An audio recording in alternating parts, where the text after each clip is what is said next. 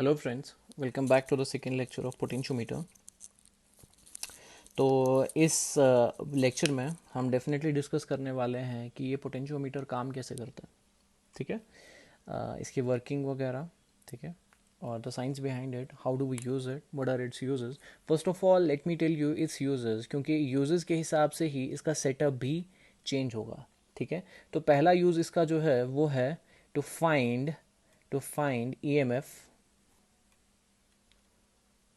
Of a cell. ठीक है, अपने पास एक सेल होगी जिसका ईएमएफ अननोन होगा, हमें नहीं पता उसका ईएमएफ क्या है। ठीक है, तो उसका हमें ईएमएफ ढूंढना होगा एंड ऑब्वियसली उसका सेटअप, ठीक है, अलग होगा। And the second use is comparing EMF of two sales.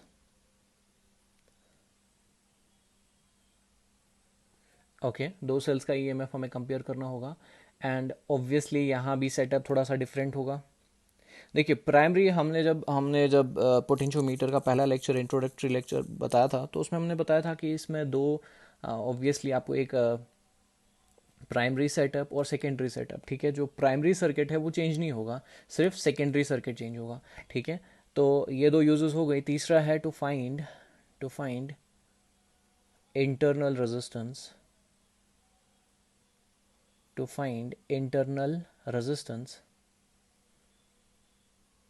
To find internal resistance of a cell. ठीक है, एक सेल का इंटरनल रेजिस्टेंस ढूंढना। ठीक है, ये इसका तीसरा यूज है and obviously there are other uses also, but these are the common uses and according to our syllabus, ठीक है, हमें यही तीन देखने हैं। ठीक है, now let us first draw the diagram and see कि हम कैसे शुरू करेंगे। ठीक है, so let us first do this one, to find the EMF of the cell. Okay okay, let's first start with the primary circuit. ठीक है, देखते हैं इसमें क्या क्या है, क्योंकि ये तो कॉमन है सभी यूजेस में, सभी सेटअप्स में, तो पहले इसी को देखते हैं। देखिए, इसमें आपके एक सेल है जिसका ईएमएफ नोन है। ठीक है, एक रियोस्टेट है, रियोस्टेट, ठीक है, जिसका मतलब है वेरिएबल रजिस्टर। ठीक है, ये एक वेरिएबल रजिस्टर होता है, यानी कि जिसकी रेजिस्टेंस हम चेंज कर सकते हैं अकॉर्डिंग टू अवर विश।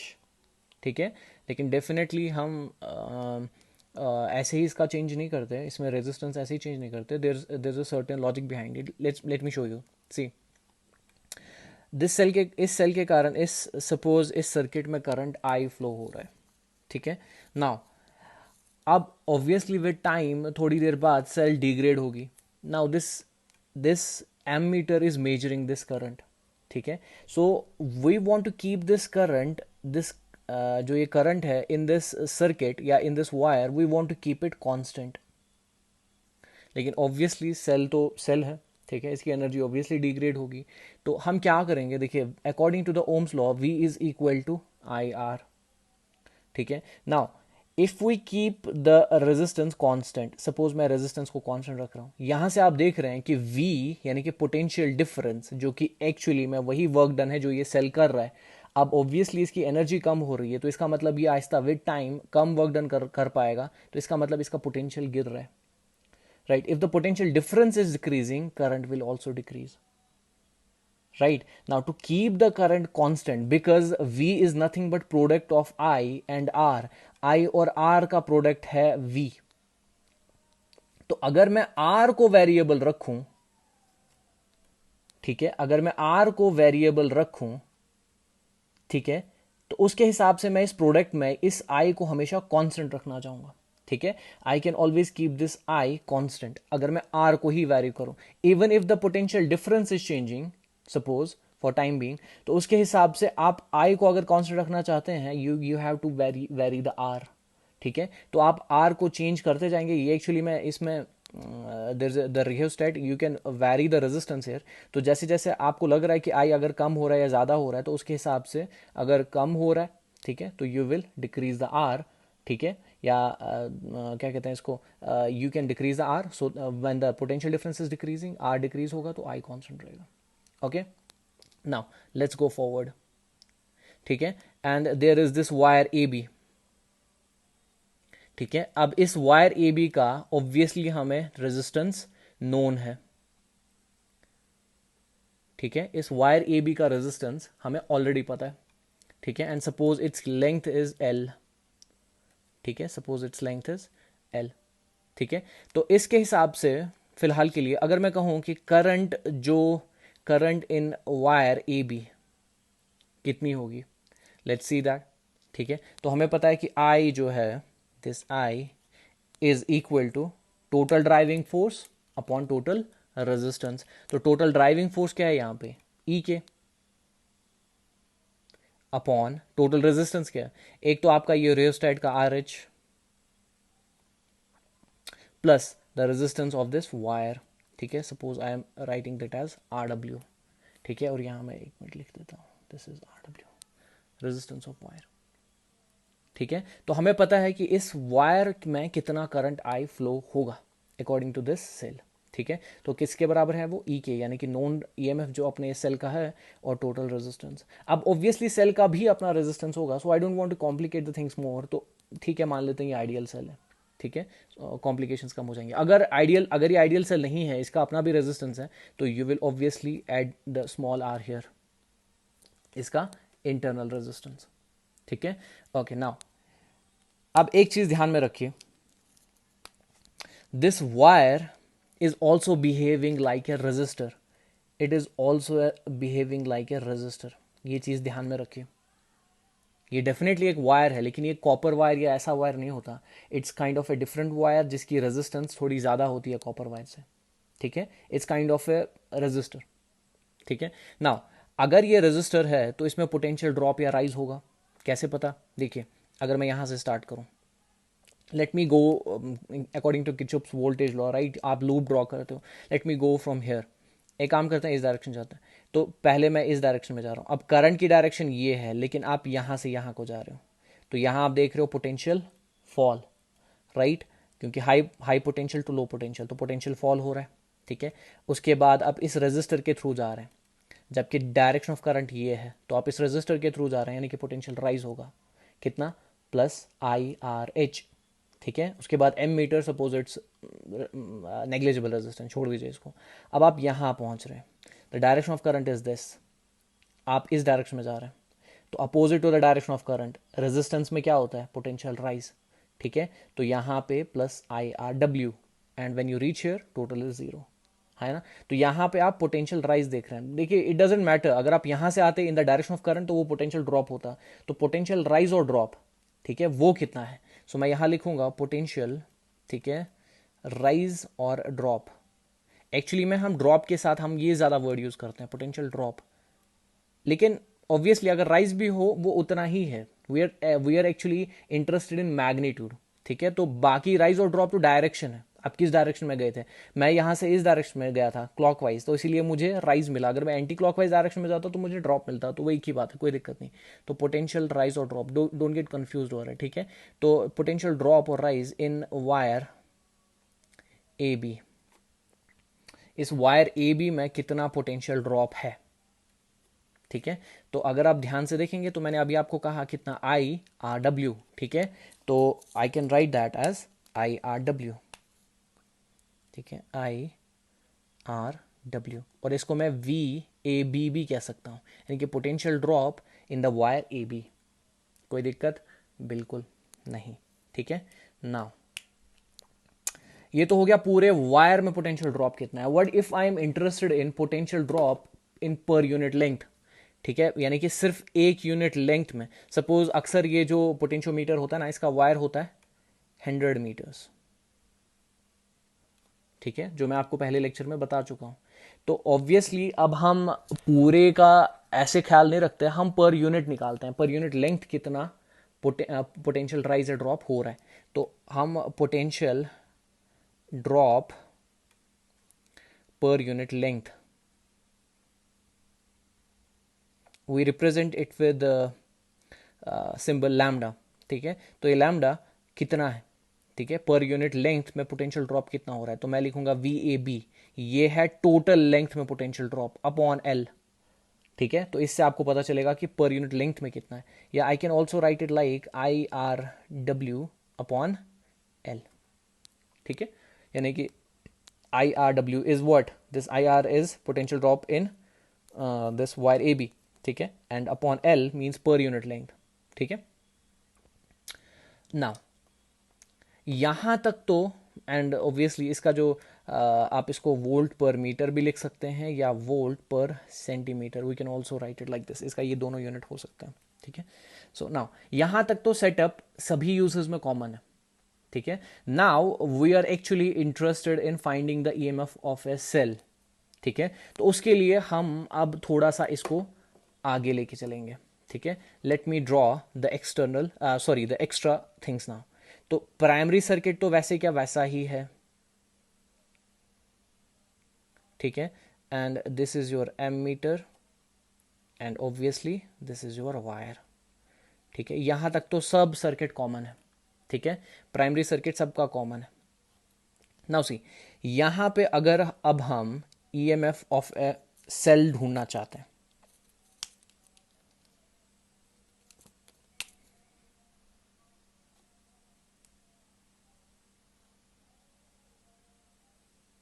हम ईएमएफ ऑफ सेल ढूंढना चाहते हैं, तो अब इसका सर्किट जो है आगे कैसा बनेगा, जो सेकेंडरी सर्किट है वो देखना है.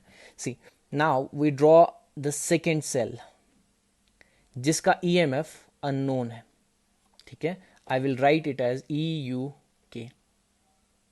Do you understand? अननोन, ठीक है. और यहां पे मैं एक गैल्वानोमीटर लगा रहा हूं. Now if you don't know about galvanometer, मैं पहले ही लेक्चर में बता चुका हूं कि गैल्वानोमीटर एक ऐसा डिवाइस है, एक सेंसिटिव डिवाइस होता है जो डिटेक्ट करता है direction of current and presence of current.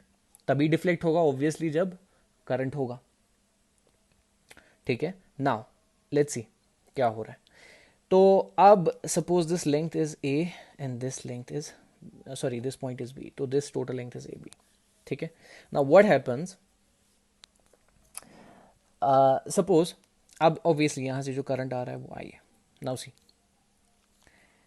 अभी तक तो करंट की डायरेक्शन सिंपल है, ठीक है. इस सेल से, ठीक है, इसके ऑब्वियसली एनर्जी की वजह से यहां से करंट पास हो रही है, इस तरह से यहां से जाएगी and this is rotating in this circuit. इस सर्किट में कोई भी करंट नहीं है. वाई? बिकॉज ये डिस्कनेक्टेड है, ओपन सर्किट है. ओपन सर्किट में करंट थोड़ी फ्लो होता है. Now let's do one thing. हम क्या करेंगे, इस जॉकी को, now let us touch it somewhere, ठीक है. हम उठा के इसको यहां रख देते हैं सपोज, ठीक है. Let us suppose touch it here, ठीक है. Suppose this point is C. Now what happens, ठीक है.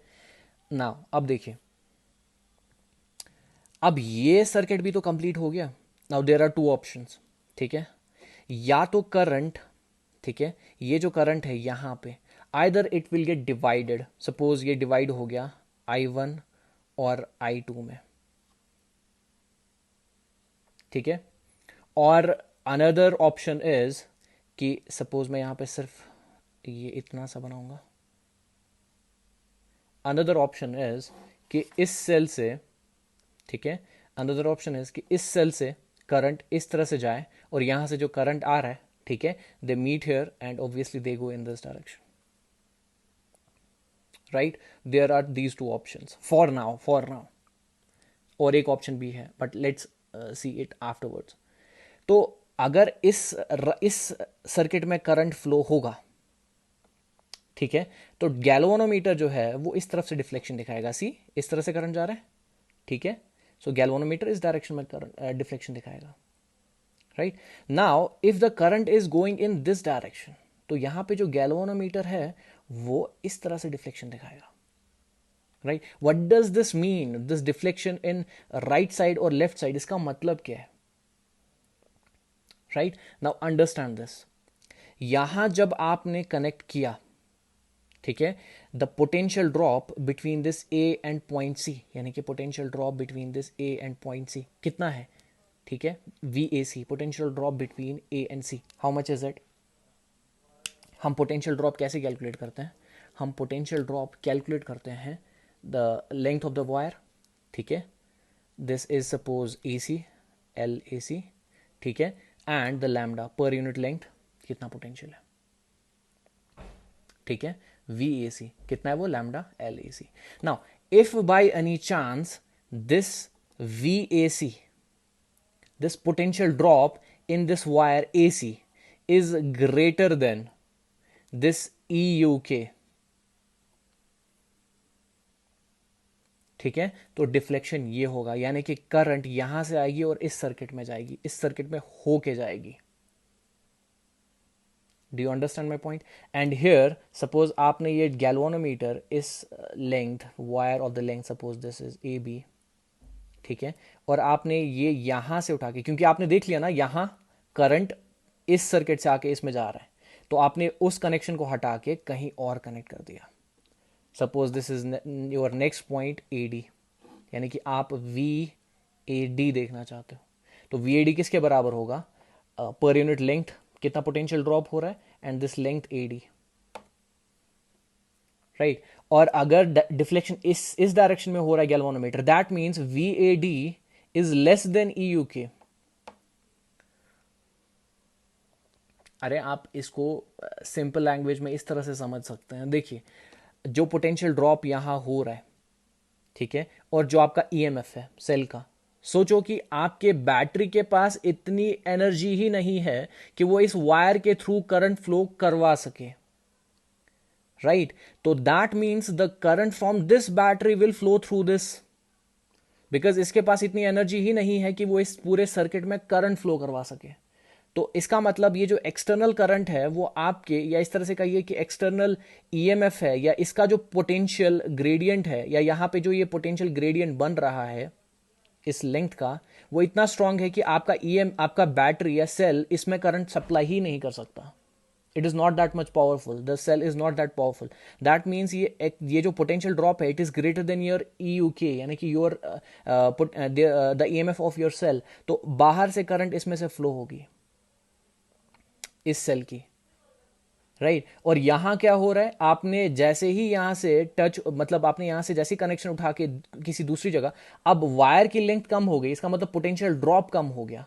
अब मान लो ये पोटेंशियल ड्रॉप आपके सेल के ईएमएफ से कम है, मतलब आपका सेल का ईएमएफ ज्यादा है इस पोटेंशियल ड्रॉप से, तो that means your cell is powerful enough to supply the current through this wire, ठीक है. तो सर्किट कुछ इस तरह से बन रहा है, हाँ है ना, इस तरह से करंट जा रहा है. तो दैट्स वाई जो डिफ्लेक्शन ऑफ गैल्वानोमीटर है, ठीक है, इट इज लाइक दिस, क्योंकि इस तरह से डायरेक्शन ऑफ करंट है. But we are not interested in both cases, ठीक है. तो हम किस में इंटरेस्टेड है? We are interested in null point.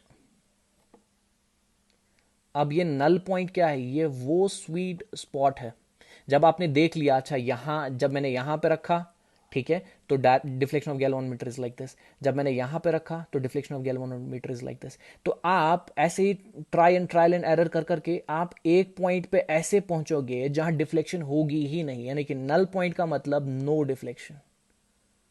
वहां क्या होगा? वहां की स्टोरी कुछ अलग है, ठीक है. ये जो नल पॉइंट होगा, वहां क्या हो रहा है, वहां आपका जो suppose that point this this null point जो है, suppose it is C D E point है, तो आपका जो वी ए ई है, यानी कि potential drop in this length A E, that is equal to the E M F of your cell. जो आपकी सेल है उसका ई एम एफ उस पोटेंशियल ड्रॉप के बराबर है. Do you understand? Neither is the potential drop greater than the EMF, neither is it smaller. बल्कि बिल्कुल equal है. Now the thing is, अगर potential gradient ही equal है, यानी कि आपके टर्मिनल्स का जो पोटेंशियल है वही आपकी रेजिस्टेंस का भी, मतलब उतना ही आपका पोटेंशियल राइज और फॉल हो रहा है रेजिस्टेंस की वजह से, तो there will be no current flow. इस सेल की वजह से, ठीक है, कोई करंट ही नहीं होगा. इनफैक्ट इस पूरे सर्किट में कोई करंट ही नहीं होगा. सोचिए ना, यहाँ का यहाँ का पोटेंशियल सेम, यहाँ का potential same. That means if the potential gradient is same, तो इसका मतलब कोई करंट ही, there will be no current, ठीक है, नो करंट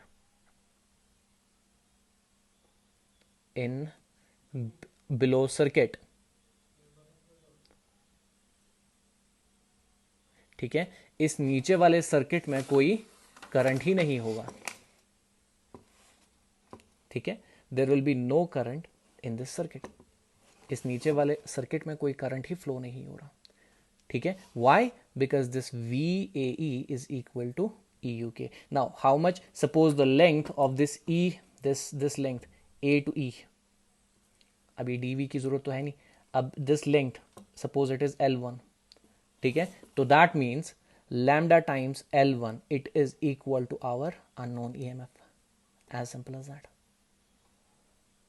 ठीक है, अब क्वेश्चन आ सकता है आपके दिमाग में दूसरा, चलिए सर EMF तो ढूंढ लिया, what about it's internal resistance, क्या ये भी आइडियल है क्या? मैंने कहा कोई फर्क नहीं पड़ता, ये आइडियल सेल है या नहीं है. क्यों? क्योंकि जब इस सर्किट में करंट ही फ्लो नहीं हो रहा तो आपका इंटरनल रेजिस्टेंस की वजह से कोई पोटेंशियल ड्रॉप या राइज नहीं होने वाला. बिकॉज यू नो, सपोज यहाँ पे एक रजिस्टर में ड्रॉ कर रहा हूं, ठीक है, ये सेल है, ठीक है, और ये उसका इंटरनल रेजिस्टेंस है, ठीक है. नाउ सी, सपोज मैं यहां से यहां गया तो क्या होगा? पोटेंशियल ड्रॉप, ठीक है, तो सपोज -E लिख रहा हूं, ठीक है. अब suppose the direction of current is obviously potential direction, ठीक है, हाई पोटेंशियल की डायरेक्शन पे, तो इस ये डायरेक्शन, अब यहां से यहां की ओर जा रहा हूं, direction of current is like this, और आप यहां से यहां की ओर जा रहे हैं तो opposite to the direction of current जा रहे हैं, तो आप लिखेंगे plus I R. R means internal resistance of this, internal resistance of the cell. लेकिन प्रॉब्लम यह है कि आई ही नहीं है तो ये प्रोडक्ट ही तो जीरो हो जाएगा, right. So here you can only calculate what, E. और यही हमने स्टार्टिंग में ही कहा था कि टू मेजर द ईएमएफ, अगर हम पोटेंशियोमीटर यूज कर रहे हैं, पोटेंशियोमीटर का फायदा क्या है? It draws no current, it draws no current from the circuit, no I from circuit. और वही वोल्ट मीटर जो आपका था वो क्या कर रहा था? वो सर्किट से करंट ले रहा है, तो अगर सर्किट से करंट ले रहा है तो आई थोड़ी जीरो होगा, और जो ईएमएफ वोल्ट मीटर आपको बता रहा है उसमें पोटेंशियल ड्रॉप या राइज हो रहा है. Do you understand? और अगर पोटेंशियल राइज या ड्रॉप हो रहा है, इनफैक्ट ड्रॉप हो रहा है, तो जो भी है, ठीक है, तो वो आपका एक्चुअल ईएमएफ नहीं होगा. Do you understand? वो आपका एक्चुअल ईएमएफ नहीं होगा क्योंकि उसमें पोटेंशियल राइज और ड्रॉप हो रहा है. तो potentiometer without drawing any current from this circuit, क्योंकि आप उस स्वीट स्पॉट पे हो जहां पे नल डिफ्लेक्शन हो रहा है गैल्वेनोमीटर का, यानी कि इस सर्किट से कोई करंट इसमें नहीं जा रहा और यहां से कोई करंट इसमें नहीं जा रहा. हाँ, बाकी सर्किट में करंट है, बाकी सर्किट में इस wire the current is flowing through this wire because यहां सेल तो है ना. तो इसका मतलब यहां इस सर्किट, नीचे वाले सर्किट में कोई भी करंट नहीं है, even though it is connected with the wire. तो ऐसा होने से क्या हो रहा है कि you can find the potential drop, और वही आपका यहाँ ईएमएफ ऑफ द सेल होगा. अब एक क्वेश्चन और उठ सकता है, how do we know the length of this wire? Because we have a scale connected here, यहाँ पे एक स्केल लगी होती है, ठीक है. तो पर यूनिट लेंथ आपको पता है, ऑब्वियसली आपको पता है कि वायर किस मटेरियल को होगा, तो उसके हिसाब से आपको लैम्डा पता है, ठीक है, you know the lambda, right. और आपको यहाँ स्केल बता देगी कि लेंथ क्या है, as simple as that. So you know the potential drop, and that means you know the length of the, sorry, you know the EMF of the cell. Okay, see you in next lecture जिसमें हम बाकी uses discuss करेंगे.